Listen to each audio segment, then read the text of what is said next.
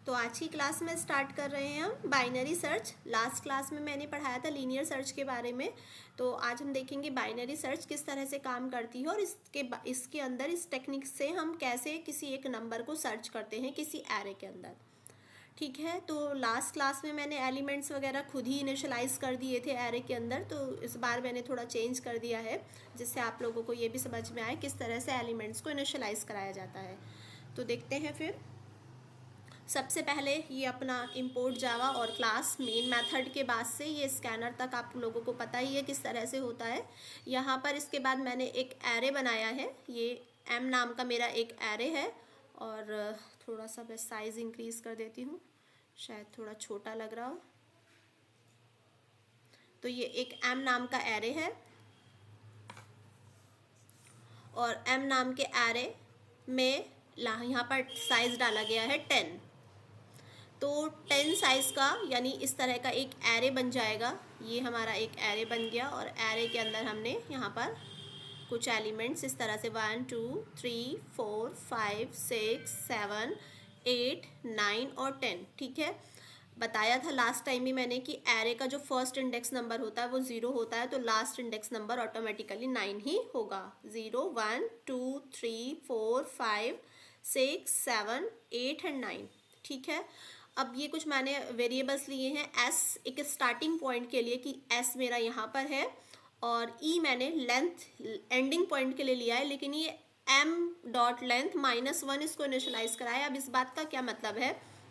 इसका मतलब ये है कि m जो एरे है उसका लेंथ निकाली जाए तो लेंथ निकल कर कितनी आएगी 10, क्योंकि लेंथ निकालने के लिए वो 1 से कंसीडर करता है। तो लेंथ के अंदर हमारे पास आ जाएगा 10, और 10 में से -1 करे तो मतलब कहाँ तक जाएगा, लास्ट तक 9 तक जाएगा। तो यहाँ पर ई मतलब एंडिंग पॉइंट आ गई है। अब मिड पॉज मिड पर हम हमेशा यहाँ पर ना बाइनरी सर्च के अंदर जो नंबर सर्च किया जाता है वो ये एज्यूम करके चला जाता है कि वो बीच में मिलेगा, मिड पॉइंट पर मिलेगा। तो मिड पॉइंट कितना होगा इसका? अगर आपके पास 9 एलिमेंट्स हैं तो 9 एलिमेंट्स में आपके पास ये आपका मिड पॉइंट आ जाएगा। एक मिड पॉइंट पर आपको वो एलिमेंट मिलने वाला है।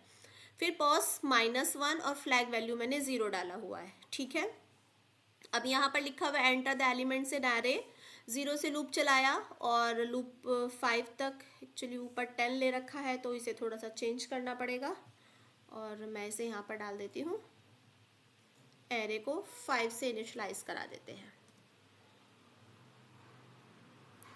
ये 5 से इनिशियलाइज हो गया है तो लूप हमारा 0 से लेकर 5 तक चलेगा, और 5 तक चलने पर m एट आई, क्योंकि लूप चल रहा है 0 से तो m में i प्लेस पर मतलब 0 प्लेस पर एक नंबर यूज़र से ले लिया जाएगा, और ये लूप चलता रहेगा इस तरह से। ये पूरे एरे के अंदर वो नंबर एंटर करा लेगा। ये मैंने 10 प्लेसेस बना दिए, अगर ये 5 मान के चलें तो ये प्लेसेस मेरे को कम करने पड़ेंगे, ये 5 कर लेंगे हम इस तरह से। होप सो आपको ये लूप चलाना आता है कि किस तरह से एरे के अंदर एलिमेंट्स जाते हैं। अब SOPLN के अंदर एक और मैसेज दिया गया है, enter the number to be search, कि बताइए हमें कौन सा नंबर सर्च करना है। एक की वेरिएबल लिया है, की वेरिएबल के अंदर यूज़र मेरे को वो नंबर देगा जो उसको एरे के अंदर सर्च कराना है। अब उसके बाद चलता है लूप मेरा वाइल से लूप चलेगा। यहाँ पर लिखा है कि मिनट पुराना रब कर देते हैं यहाँ से, जब तक कि जब तक कि एस ई के बराबर ना हो जाए। जब तक एस ई के बराबर ना हो जाए से मतलब क्या है कि जब तक स्टार्टिंग पॉइंट मेरी लास्ट ना पहुंच जाए। लूप मेरा कहाँ से सर्चिंग करना स्टार्ट करेगा, स्टार्टिंग से। अगर वो स्टार्टिंग से सर्चिंग करे एस प्लस ई, ये मैं इसको 5 ही कर दूँ क्योंकि फिर प्रॉब्लम होगी समझने में। बाकी के पार्ट्स मैं हटा देती हूँ यहाँ से। एरे हमारा छोटा है 5 ये, और यहाँ पर ई होगा, और लेंथ के अंदर भी हमारी लेंथ टोटल 5 है, तो मतलब लेंथ के अंदर मेरे पास 4 स्टोर हो गया है। अब ये 2 बॉक्सेस इधर हैं और ये इस यहाँ पर आपका मिड पॉइंट है एरे का, ये मानकर चलिए। ठीक है, कैसे है? मिड वाइल एस और ई, जब तक एस ई के बराबर ना हो जाए, मतलब स्टार्टिंग पॉइंट एंडिंग तक ना आ जाए, तब तक आपको क्या करना है? मिड कैसे निकालेंगे? मिड बोला है mid is equal to S plus E. S मतलब एस कहाँ है मेरा? 0 प्लेस पर, और ई कहाँ है मेरा? 0 1 2 3 4, ये 1 2 3 4 5 6, अच्छा 6 रह गए हैं ये भी अभी, तो इट मीन्स मैं दोबारा से ही बना देती हूँ 5 1 2 3 और 4 5, अब सही है 2 3 4 और ये हो गया हमारा मिड। यहाँ पर एस रहेगा, यहाँ पर ई रहेगा, इससे थोड़ा कंफ्यूजन हो रहा था तो इसे मैंने हटा दिया यहाँ पर। अब ये है हमारा मिड, कैसे निकाला जाएगा? एस पर क्या है 0 प्लस ई क्या है 4, तो 0 प्लस 4 कितना होगा? 4 ही होगा। 4 को किससे डिवाइड कर दिया जाए? हमारा उसने कहा है 2 से डिवाइड कर दिया जाए, तो इट मीन्स क्या आएगा? 2 आएगा। तो यानी सेकंड प्लेस पर 0 1 2 यानी सेकंड प्लेस पर हमारा आ गया मिड। ओके, अब अगर मैं चाहूँ तो इसके अंदर एक समझाने के तौर पर कुछ नंबर ले लेते हैं, 10 12 11 15 और एक चीज़ और होती है यहाँ पर 13 लें, यहाँ पर 10 12 13 15 और 18। ठीक है, चलिए क्या होता है बाइनरी के अंदर हमारा जो एरे होता है वो सॉर्टेड एरे होता है। ये बस एक मेन डिफरेंस होता है कि अगर हम कोई बाइनरी सर्च कर रहे हैं तो हमारा जो एरे होगा वो सॉर्ट हुआ हुआ होगा। ठीक है, और अगर हम लीनियर सर्च कर रहे हैं तो लीनियर सर्च में हमारा कोई ज़रूरी नहीं है कि जो एरे है वो सॉर्टेड हो, वो अनसॉर्टेड एरे भी हो सकता है। That is the basic difference between linear search and binary search. तो अब ये हमारा मिड है एलिमेंट। अब सपोज करिए ये जो 13 लिखा हुआ है, यूज़र ने हमें की के अंदर 13 दिया हो कि हमें जो नंबर सर्च करना है वो 13 ही है, तो उसने मिड पॉइंट निकाला यानी मिड वैल्यू निकाली इससे और चेक किया क्या m नाम के एरे में, इस एरे का नाम है m, क्या m नाम के एरे में मिड पर, मिड मतलब इस प्लेस पर जो नंबर है क्या वो की को मैच कर रहा है, की मतलब इस 13 को मैच कर रहा है। अगर मैच कर रहा है तो फिर पोजीशन में मिड वैल्यू डाल दो, जिससे मुझे पता चल जाए कि किस उसकी पोजीशन क्या है, किस पोजीशन पर मिला है। प्लस f जो मैंने एक फ्लैग वैल्यू 0 ली थी उसको 1 कर दो। 1 क्यों करेंगे हम? जिससे हमें पता चल जाए कि भाई हमारा नंबर मिल गया है, नंबर फाउंड है वहाँ पर, तो हमने f को उससे टर्न कर दिया 0 से 1 में और प्रोग्राम से ब्रेक करके बाहर आ जाओ कि और कुछ करना ही नहीं, हमें तो एलिमेंट मिड पर ही मिल गया। ठीक है, ये तो कंडीशन हुई नंबर मिलने की। अब मैं इस नंबर को 13 ना लिख के 12 कर दूं कि सपोज करो उसने मुझे 13 ना दिया हो, 13 ना देकर उसने मुझे 12 दे दिया हो, तो 12 दे दिया हो तो ये कंडीशन तो ट्रू होगी नहीं, मिड पॉइंट पर मिलेगा ही नहीं उसको, तो वो नेक्स्ट कंडीशन पर आएगा। m नाम के एरे में मिड पर जो एलिमेंट है, मिड प्लेस जो है, क्या वो मिड प्लेस वाली वैल्यू बड़ी है की से? तो मिड प्लेस वाली वैल्यू क्या बड़ी है की से? की मतलब क्या ढूंढ रहा है वो? 12 ढूंढ रहा है। अब 12 से बड़ी तो है ये, है ना? अगर ये वैल्यू बड़ी है यहाँ पर, जो कि है बड़ी, तो क्या करिए आप एंड पॉइंट को मिड -1 कर दीजिए। इस बात का मतलब ये है कि अगर वो वैल्यू बड़ी है तो एलिमेंट इधर तो मिलना ही नहीं है ना? जो हमें ढूंढ रहे हैं एलिमेंट मतलब वो छोटा है, मिड वाली वैल्यू बड़ी है, तो यदि वो छोटा है तो वो मिड से पहले ही होगा कहीं ना कहीं, बाद में तो होने का कोई मतलब ही नहीं उठता। तो बाद में होने का मतलब नहीं उठता तो एंड वाली जो वैल्यू है मुझे आगे ढूंढना ही नहीं है। एंड को मुझे कहाँ ले आना है? मिड से पहले, कि भाई मुझे तो सिर्फ इतने पार्ट में तो मिलना ही नहीं है एरे में, मुझे तो सिर्फ इस पार्ट के अंदर उसको ढूंढना है।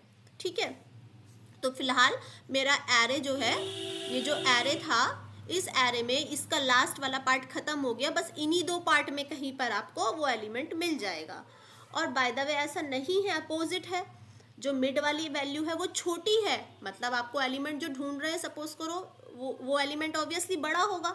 अगर मिड वाली वैल्यू छोटी है मतलब आप 12 नहीं होके या तो 15 ढूंढ रहे होंगे या 18 ढूंढ रहे होंगे। तो आप अगर 15 ढूंढ रहे हो और वो वैल्यू बड़ी है ना, अपोजिट कंडीशन हो गई है, तो क्या करना है आपको? तो फिर आपको ये वाली कंडीशन पे थे हम कि जो मिड वाली वैल्यू है वो छोटी और की वाली वैल्यू, सर्चिंग वाली वैल्यू बड़ी है, मतलब 15 आपका जो है, आप 15 को ढूंढ रहे हो वो बड़ा है और मिड वाली वैल्यू कितनी है? छोटी है। तो बड़ा होने का मतलब ये है कि वो जो एलिमेंट है वो इधर होगा, क्योंकि वो तो सॉर्टेड होते हैं, तो 15 उसको यहाँ मिलेगा, कहीं मिड के बाद ही मिलेगा। तो जब मिड के बाद ही मिलेगा तो एस वाली वैल्यू को जो हमने स्टार्टिंग पॉइंट रखा है उसे मिड के बाद पहुँचा दो।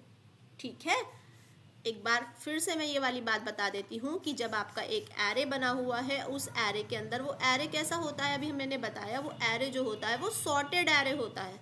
तो सॉर्टेड एरे जैसे 1 2 3 4 5 और ये हो गया आपका सपोज करो 6, ठीक है। एक और एलिमेंट बढ़ा लेती हूँ 7, 3 एलिमेंट यहाँ है, 3 एलिमेंट ये मिड पॉइंट है, वो 4 ढूंढ रहा है। अगर उसको यहाँ मिल जाए वो एलिमेंट तो बहुत ही अच्छी बात है। अगर नहीं मिला तो वही चेक करेगा कि जो एलिमेंट आप ढूंढ रहे हैं क्या वो छोटा है या बड़ा है। अगर किसी वजह से वो छोटा है तो उस एंडिंग वैल्यू को यहाँ से उठाकर मिड से 1 कम कर दे, यहाँ फिक्स कर दे। और अगर जो वो एलिमेंट ढूंढ रहा है वो किसी वजह से मिड से बड़ा है तो फिर स्टार्टिंग वैल्यू को मिड प्लस 1 कर दे, मतलब यहाँ पहुँचा दे। तो ये हमने इस कंडीशन के अंदर लगाया हुआ है। अब इस तरह से लूप चलेगा हमारा और हमारे एलिमेंट को वो सर्चिंग कराएगा। अब बाहर आएंगे हम, इफ़ पोजीशन के अंदर अगर 1 है, मतलब ये पूरा लूप चल गया, हमने पॉज के अंदर -1 डाला था, 1 कब हुआ होगा उसके अंदर,